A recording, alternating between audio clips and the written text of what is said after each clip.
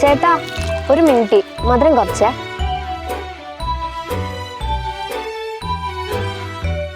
ലോകത്ത് ആദ്യമായിട്ട് ചായ കുടിച്ചത് ഒരു ചൈനക്കാരനാണെന്ന് പറഞ്ഞാൽ നിങ്ങൾ വിശ്വസിക്കുമോ?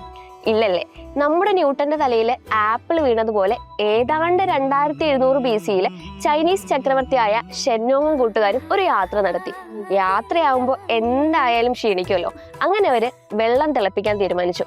ആ തിളച്ചുകൊണ്ടിരിക്കുന്ന വെള്ളത്തിലേക്ക് ഒരു ഇല വീണാണ് നമ്മുടെ ചായ ഉണ്ടായത്. അന്ന് അതൊരു മെഡിസിനൽ പർപ്പസിന് വേണ്ടി യൂസ് ചെയ്തിരുന്നെങ്കിലും 17-18 നൂറ്റാണ്ടുകളിൽ യൂറോപ്പിലെ ഫാഷനബിൾ ഡ്രിങ്ക് ആയിരുന്നു ചായ.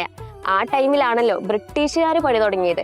അങ്ങനെ ബ്രിട്ടീഷ് കോളനിവൽക്കരണത്തോടെ ഇന്ത്യയിലേക്കും ചായ ചേക്കേറി തുടങ്ങി.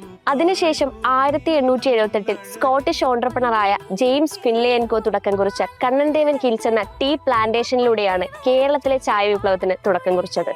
19ാം നൂറ്റാണ്ടോടെ മലബാറിന്റെ മനസ്സിൽ കുടിയേറിയ ചായ ഇന്ന് sulaimani, ginger tea, mint tea, saffron tea, vanilla തുടങ്ങിയ പല വേരിയൻസിലൂടെ മുഹബത്തിന്റെ കടുപ്പം കൂട്ടിക്കൊണ്ടേയിരിക്കുന്നു. അപ്പം ഏതാണ് നിങ്ങളുടെ ഫേവറേറ്റ് ചായ എന്നും ചായ സ്പോട്ട് എന്നും കമന്റ് ചെയ്യാൻ മറക്കണ്ട.